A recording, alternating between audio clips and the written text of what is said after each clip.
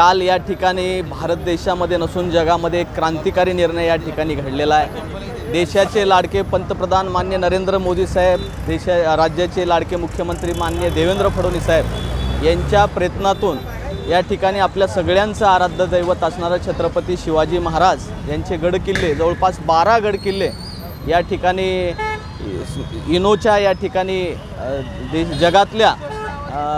जगातल्या संवर्धन सूचीमध्ये या ठिकाणी आपल्या 12 गडकिल्ल्याचं या ठिकाणी समावेश झालेला आहे। हेरिटेजच्या माध्यमातून या ठिकाणी भविष्यामध्ये त्याचं संवर्धन आणि भविष्यामध्ये निश्चित स्वरूपानं एक भारतासाठी अभिमानाची गोष्ट आहे की आज जगामध्ये आपल्या या 12 गडकिल्ल्याचं या ठिकाणी मोठ्या प्रमाणात नावलौकिक जगामध्ये होणार असून मी खरं तर राज्याचे मुख्यमंत्री माननीय देवेंद्र फडणवीस साहेब यांचं मनपूर्वक आभार मानतो।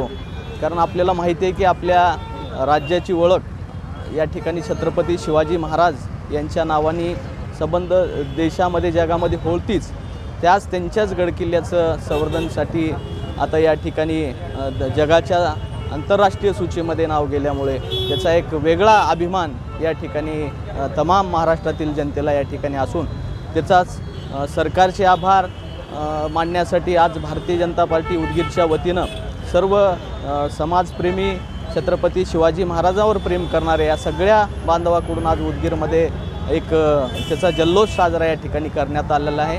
त्याबद्दल मी परत एकदा राज्य सरकार व केंद्र सरकारचे मनपूर्वक आभार मानतो। धन्यवाद। महाराष्ट्राचे आराध्य दैवत छत्रपती शिवाजी महाराज यांचे शिवकालीन जे 12 किल्ले व गड होते त्यांचं युनेस्कोच्या यादीमध्ये नोंद घेण्यात आली आहे।